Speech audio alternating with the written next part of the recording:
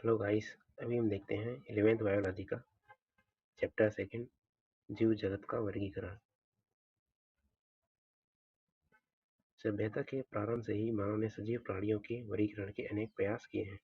वर्गीकरण के ये प्रयास वैज्ञानिक मानदंडों की जगह सहज बुद्धि पर आधारित हमारे भोजन, वस्त्र, आवास जैसी सामान्य उपयोगिता की वस्तुओं के उपयोग की आवश्यकता पर आधारित थे। इन प्रयासों में जीवों के वर्गीकरण के वैज्ञानिक मानदंडों का उपयोग सर्वप्रथम अरस्तू ने किया था। जीवों के वर्गीकरण के वैज्ञानिक मानदंड का उपयोग सबसे पहले किसने किया था?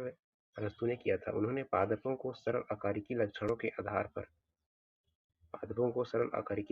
आधार पर वृक्ष, झाड़ी एवं शाक में वर्गीकृत किया था। जबकि अरस्तु ने प्राणियों का वर्गीकरण लाल रक्त कणिकाओं की उपस्थिति अथवा अनुपस्थिति के आधार पर प्राणियों का वर्गीकरण किया था। लिनियस के काल में सभी पादपों और प्राणियों के वर्गीकरण के लिए एक द्विजगत पद्धति विकसित की गई थी, जिसमें उन्हें क्रमशः प्लांटी, पादप एवं प्राणी जगत में वर्गीकृत किया था। यह पद्धति कुछ काल तक अपनाई जाती रही थी। इस पद्धति के अनुसार यूकैरियोटिक एवं प्रोकैरियोटिक, एक कोशिक एवं बहुकोशिक तथा प्रकाश संश्लेषी एवं अप्रकाश संश्लेषी के बीच विभेदित करना संभव नहीं था। द्विजगत पद्धति के अंतर्गत पादपों एवं प्राणियों पर आधारित यह वर्गीकरण आसान एवं सरलता से समझ जाने के बावजूद बहुत से जीवधारियों को इनमें से किसी भी वर्ग में रखना संभव नहीं था। इसी कारण अत्यंत लंबे समय से चली आ रही वर्गीकरण की द्विजगत पद्धति अपर्याप्त सिद्ध हो रही थी। इसके अतिरिक्त वर्गीकरण के लिए आकारिकी के साथ साथ कोशिका संरचना, कोशिका भित्ति के लक्षण, पोषण की विधि, आवास, प्रजनन की विधि एवं विकासीय संबंधों को भी समाहित करने की आवश्यकता धीरे धीरे महसूस की जाने लगी। अतः समय के साथ साथ सजीवों के वर्गीकरण की पद्धति में अनेक परिवर्तन आए हैं। पादप एवं प्राणी जगत के वर्गीकरण की इन कठिन पद्धतियों, इनमें सम्मिलित समूहों जीवधारियों में होने वाली परिवर्तन शामिल हैं, सदैव समझते गए हैं। इसके अतिरिक्त जीवधारियों के विभिन्न जगत की संख्या एवं उनके लक्षणों की विभिन्न वैज्ञानिकों द्वारा अलग अलग व्याख्या की गई है। 5 जीव जगत के लक्षण कौन कौन से हैं देखते हैं। कोशिका प्रकार। 5 जगत वर्गीकरण के अंतर्गत कौन कौन से आते हैं? मोरेरा बांटा गया है, प्रोटिस्टा, फंजाई, प्लांटी, एनिमेलिया। ये कोशिका प्रकार दिखते हैं। कोशिका प्रकार मोरेरा प्रोकैरियोटिक प्रकार का कोशिका होता है, प्रोटिस्टा में यूकैरियोटिक प्रकार का, फंजाई में यूकैरियोटिक प्रकार का, प्लांटी में यूकैरियोटिक प्रकार का और एनिमल में यूकैरियोटिक प्रकार का कोशिका होता है। कोशिका भित्ति मोनेरा में सेलुलोज रहित होते हैं और अमीनो अम्ल से बने होते हैं, तो मिनरल रहित अमीनो अम्ल होते हैं। प्रोटिस्टा में कुछ में उपस्थित होते हैं कोशिका भित्ति, कुछ में बस उपस्थित होते हैं प्रोटिस्टा जगत के अंतर्गत। फंजाई जगत के अंतर्गत कोशिका भित्ति काइटिन से बनी रहती है, सेलुलोज रहित होते हैं। और प्लांटी में कोशिका भित्ति सेलुलोज से बने होते हैं, सेलुलोज रहित होते हैं। एनिमेलिया में कोशिका भित्ति अनुपस्थित होते हैं। केंद्रक झिल्ली की बात करें तो मेरे जगत में केंद्रक झिल्ली अनुपस्थित होते हैं। प्रोटिस्टा से लेकर एनिमेलिया तक केंद्रक झिल्ली उपस्थित होते हैं। काय संरचना, कोशिका की संरचना में मोरेरा जगत कोशिकीय प्रकार के होते हैं, प्रोटिस्टा जगत कोशिकीय प्रकार के होते हैं और फंजाई बहुकोशिक अदृढ़ ऊतक प्रकार के होते हैं। प्लांटी ऊतक अंग प्रकार के होते हैं और एनिमेलिया में कोशिका संरचना ऊतक अंग और अंग तंत्र प्रकार के होते हैं। पोषण की विधि मोरेरा जगत स्वपोषी, रसायन संश्लेषी एवं अप्रकाश संश्लेषी तथा परपोषी, मृतपोषी एवं परजीवी होते हैं। प्रोटिस्टा जगत के अंतर्गत स्वपोषी, प्रकाश संश्लेषी तथा परपोषी पोषण की विधि होती है। फंजाई जगत के अंतर्गत पोषण की विधि परपोषी, मृतपोषी एवं परजीवी होते हैं। मृतपोषी परजीवी द्वारा पोषण की विधि होती है और प्लांटी जगत के अंतर्गत पोषण की विधि प्रकाश संश्लेषी स्वपोषी होते हैं। एनिमेलिया जगत के अंतर्गत परपोषी, प्राणी संभोजी, मृतपोषी इत्यादि प्रकार के होते हैं। प्रजनन की विधि देखें तो मोरेरा जगत में संयुग्मन द्वारा प्रजनन होता है, प्रोटिस्टा में युग्मक संलयन एवं संयुग्मन द्वारा प्रजनन होता है।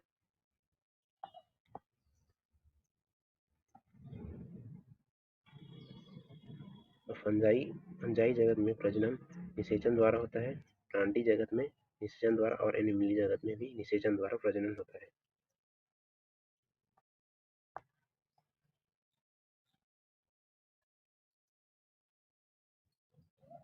सन 1969 में आर.एच.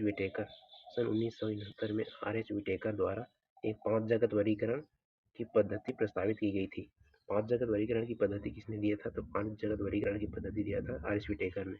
इस पद्धति के अंतर्गत सम्मिलित किए जाने वाले जगतों के नाम मोनेरा, प्रोटिस्टा, फंजाई, एनिमिलिया और प्लांटी एनिमिलिया है।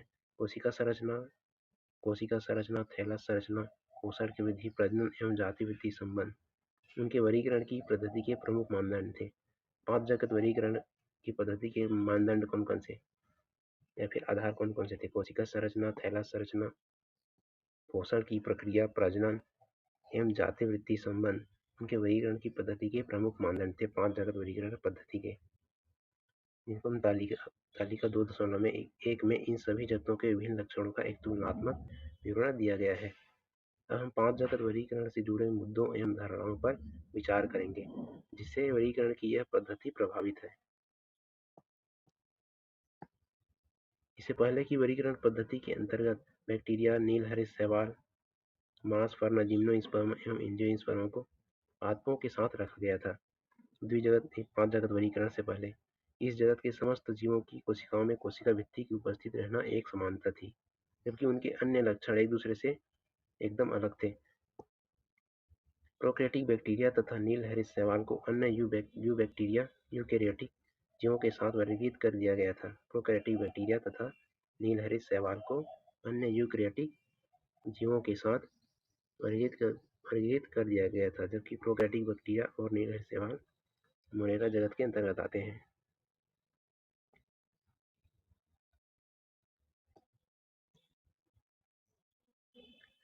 इस पद्धति के अनुसार एक कोशिक जीवों को बहुकोशिक जीवों के साथ वर्गीकृत किया गया, जैसे कि क्लोमेडोनस एवं क्लोरेला। जैसे क्लोमेडोनस एक कोशिकीय है और स्पाइरोगैरा बहुकोशिकीय शैवाल है। सब एक कोशिकी और बहुकोशिकी को अलग अलग वर्गीकृत किया गया। इस वर्गीकरण में कवकों जैसे परपोषी, हरित पादपों जैसे स्वकोशी के बीच विभेदित नहीं किया गया, जबकि कवकों की कोशिका भित्ति काइटिन की बनी होती है एवं हरित पादपों की कोशिका भित्ति सेलुलोज की बनी होती है। इन लक्षणों को ध्यान में रखते हुए कवकों को एक अलग जगत फंजाई के अंतर्गत रखा गया है। सभी प्रोकैरियोटिक जीवधारियों के साथ मोनेरा तथा एक कोशिकीय जीवधारियों को प्रोटिस्टा जगत के अंतर्गत रखा गया है। सभी प्रोकैरियोटिक जीवधारियों को मोनेरा जगत के अंतर्गत रखा गया है तथा सभी एक कोशिकीय यूकेरियोटिक जीव को प्रोटिस्टा जगत के अंतर्गत रखा गया है। प्रोटिस्टा जगत के अंतर्गत कोशिका भित्ति युक्त क्लेमाइडोमोनास एवं क्लोरेला इन्हें पहले पादपों के अंतर्गत शैवाल में रखा गया था, जिसमें कोशिका भित्ति युक्त क्लेमाइडोमोनास एवं क्लोरेला तथा पैरामीशियम एवं अमीबा जिन्हें पहाड़ी जगत के में रखा गया था, जिसमें कोशिका भित्ति अनुपस्थित होता है। जिसमें कोशिका भित्ति नहीं पाई जाती है को एक साथ प्रोटिस्टा जगत के अंतर्गत रखा गया है। जैसे पहले की वर्गीकरण पद्धति में अलग अलग रखा गया था, इसी वर्गीकरण के मानदंडों में परिवर्तन के कारण हुआ है। इस प्रकार के परिवर्तन भविष्य में भी हो सकते हैं, जो लक्षणों तथा विकासी संबंधों के प्रति हमारी समझ में आधार पर निर्भर होगी। समय के साथ साथ वर्गीकरण की एक ऐसी पद्धति विकसित करने का प्रयास किया गया जो न सिर्फ आकारिकी, कायिक एवं प्रजनन संबंधी समानताओं पर आधारित हो, बल्कि जाति वृत्ति हो और विकासी संबंधों पर भी आधारित हो। इस अध्याय में हम विटेकर पद्धति के अंतर्गत मोनेरा, प्रोटिस्टा, फंजाई के लक्षणों का अध्ययन करेंगे। प्लांटी एवं एनिमिलिया जगत, जिन्हें सामान्य भाषा में क्रमशः पादप जगत एवं प्राणी जगत कहते हैं, की चर्चा आगे के 2 अध्यायों में अलग अलग करेंगे। पहला जगत देखते हैं, मोनेरा जगत। सभी बैक्टीरिया मोनेरा जगत के अंतर्गत आते हैं। ये सूक्ष्म जीवों में सर्वाधिक संख्या में होते हैं और लगभग सभी स्थानों पर पाए जाते हैं। मुट्ठी भर मिट्टी में सैकड़ों प्रकार के बैक्टीरिया देखे गए हैं। ये गर्म जल के थर्मोडोफिल्स, मरुस्थल, बर्फ एवं गहरे समुद्र जैसे विषम एवं प्रतिकूल वासस्थानों, जहाँ दूसरे जीव मुश्किल से जीवित रह पाते हैं, में भी पाए जाते हैं। कई बैक्टीरिया तो अन्य जीवों पर या उनके भीतर परजीवी के रूप में भी पाए जाते हैं। बैक्टीरिया को उनके आकार के आधार पर 4 समूहों में बांटा गया है। बैक्टीरिया को उनके आकार के आधार पर 4 समूहों में बांटा गया है। आकार के आधार पर 4 समूहों में बांटा गया है। तथा कोकस cocci, bacillus bacilli, spirillum spirilla और विब्रियो कामाकर के आकार के आधार पर बैक्टीरिया को 4 समूहों में बांटा गया है। कोकस cocci, bacillus bacilli, spirillum spirilla और चौथा है विब्रियो या फिर कामाकार।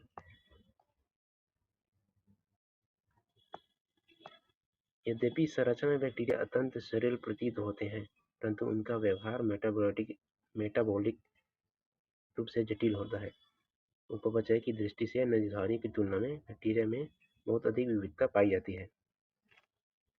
उदाहरण स्वरूप ये अपना भोजन अकार्बनिक पदार्थों से संश्लेषित कर सकते हैं। ये प्रकाश संश्लेषित स्वकोषी अथवा रसायन संश्लेषित स्वकोषी होते हैं, अर्थात वे अपना भोजन स्वयं संश्लेषित नहीं करते, अपितु भोजन के लिए अन्य जीवधारियों अथवा मृत कार्बनिक पदार्थों पर निर्भर रहते हैं। आद्य बैक्टीरिया, अगला देखते हैं आद्य बैक्टीरिया की बैक्टीरिया।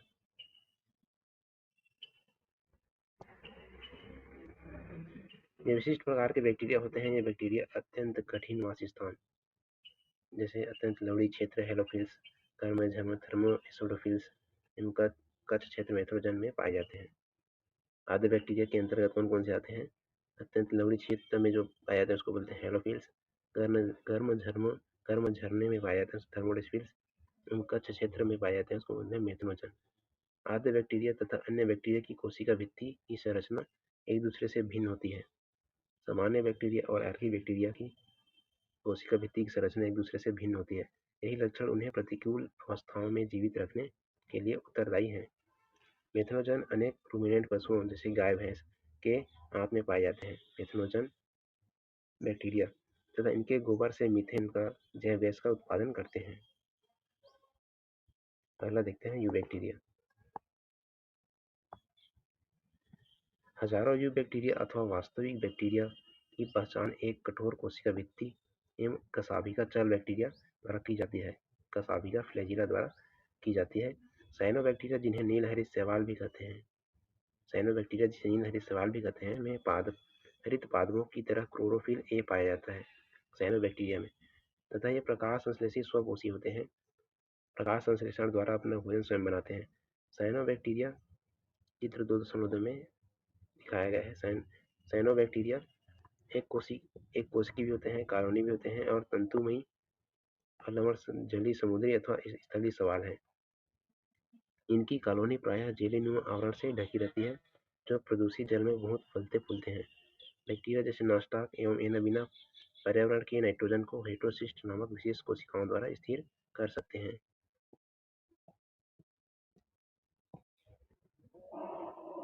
बैक्टीरिया जैसे नॉस्टाक एवं एनाबीना पर्यावरण के नाइट्रोजन को हेटेरोसिस्ट नामक विशिष्ट कोशिकाओं द्वारा स्थिर कर सकते हैं। इसमें से नॉस्टाक जो है स्वतंत्र जीवी नाइट्रोजन स्थिरीकारक बैक्टीरिया है और एनाबीना सहजीवी नाइट्रोजन स्थिरीकारी बैक्टीरिया है। रसायन संश्लेषी बैक्टीरिया नाइट्रेट, नाइट्राइट एवं अमोनिया जैसे विभिन्न कार्बनिक पदार्थों को ऑक्सीकृत कर उनसे मुक्त ऊर्जा का उपयोग एटीपी उत्पादन के लिए करते हैं। ये नाइट्रोजन फास्फोरस, आयरन एवं सल्फर जैसे पोषकों के पुनर्चक्रण में महत्वपूर्ण भूमिका निभाते हैं। परपोषी बैक्टीरिया प्रकृति में बहुलता से पाए जाते हैं और इनमें अधिकतर महत्वपूर्ण अपघटक होते हैं। इन परपोषी बैक्टीरिया में से अनेक का मनुष्य के जीवन संबंधी गतिविधियों पर महत्वपूर्ण प्रभाव पड़ता है। ये दूध से दही बनाने में जैसे कि लैक्टोबैसिलस, प्रतिजैविकों के उत्पादन में जैसे कि पेनिसिलियम,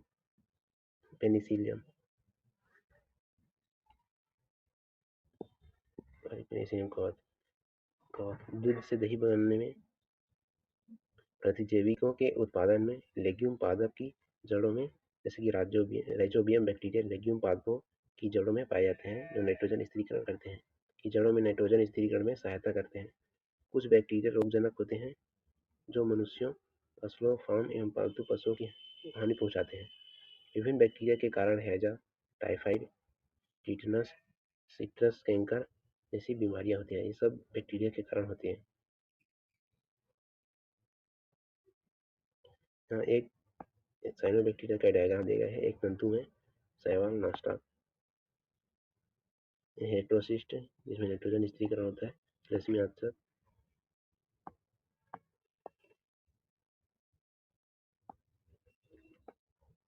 बैक्टीरिया प्रमुख रूप से कोशिका विभाजन द्वारा प्रजनन करते हैं। कभी कभी विपरीत परिस्थितियों में ये बीजाणु बनाते हैं। ये लैंगिक प्रजनन भी करते हैं, जिनमें एक बैक्टीरिया से दूसरी बैक्टीरिया में डीएनए का पुरातन स्थानांतरण होता है, तो कंजुगेशन कहते हैं।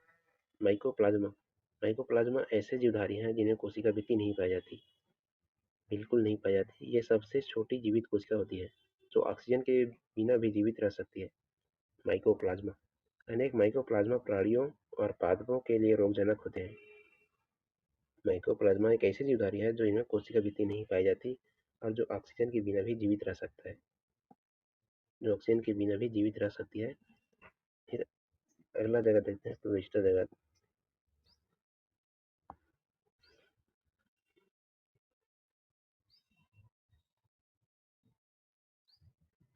सभी एक कोशिकीय यूकेरियोटिक को प्रोटिस्टा जगत के अंतर्गत रखा गया है। सभी एक कोशिकीय यूकेरियोटिक को रखा गया है। सभी एक कोशिकीय यूकेरियोटिक को प्रोटिस्टा जगत के अंतर्गत रखा गया है, परंतु इस जगत की सीमाएं ठीक तरह से निर्धारित नहीं हो पाई है। एक जीव विज्ञानी के लिए जो प्रकाश संश्लेषी प्रोटिस्टा है, वही दूसरे के लिए एक पादप हो सकता है। प्रोटिस्टा जगत के अंतर्गत कौन कौन से आते हैं? प्रोटिस्टा जगत के अंतर्गत क्राइसोफाइट, डायनोफ्लैजिलेट, यूग्लिनाइट, अपंग कवक एवं प्रोटोजोआ सभी को इस पुस्तक में प्रोटिस्टा के अंतर्गत रखा गया है। प्रोटिस्टा जगत के अंतर्गत सभी क्राइसोफाइट, डायनोफ्लैजिलेट, यूग्लिनाइट, अपंग कवक, प्रोटोजोआ आते हैं।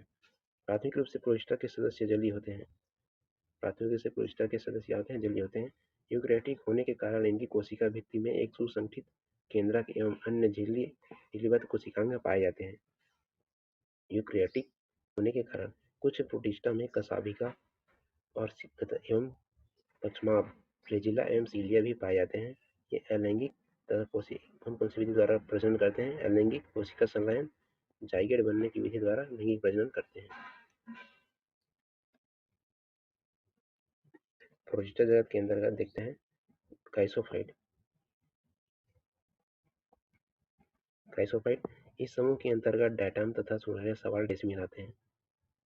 डायटम तथा सुनहरे शैवाल डेसिमिन आते हैं। ये अत्यंत स्वच्छ जल में एवं लवणीय समुद्री पर्यावरण दोनों में पाए जाते हैं। ये अत्यंत सूक्ष्म होते हैं तथा जलधारा के साथ निश्चित रूप से बहते रहते हैं।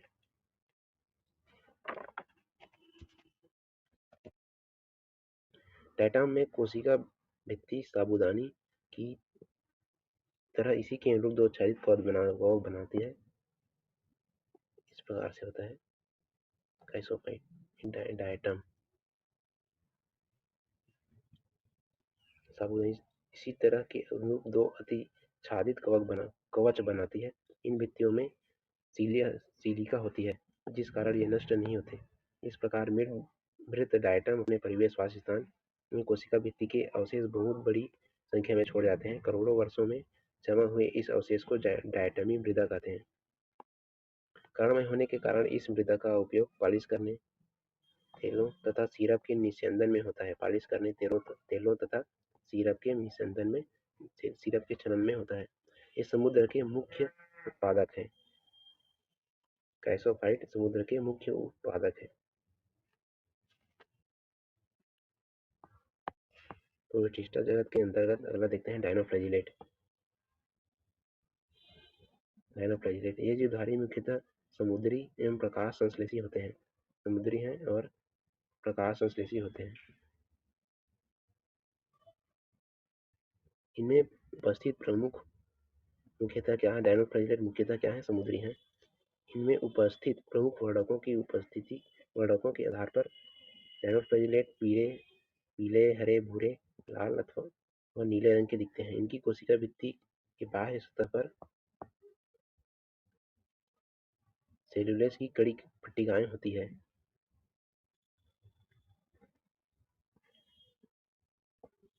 डायनोफ्लैजिलेट की बाह्य भित्ति पर सेलुलोज की कड़ी पट्टिकाएं होती है। अधिकतर डायनोफ्लैजिलेट में दो कशाभिका होते हैं, जिनमें एक लंबवत होती है तथा दूसरा अनुप्रस्थ रूप से भित्ति पट्टिकाओं के बीच में खांच में उपस्थित होते हैं। प्रायः लाल डायनोफ्लैजिलेट, इसका एग्जाम्पल आता है गोनियोलक्स। लाल डायनोफ्लैजिलेट गोनियोलक्स की संख्या में विस्फोट होता है, जिसे समुद्र का जल लाल तरंगे दिखने लगता है। इतनी बड़ी संख्या के जीव से निकले जीव विष के कारण मछली एवं अन्य समुद्री जीव मर जाते हैं।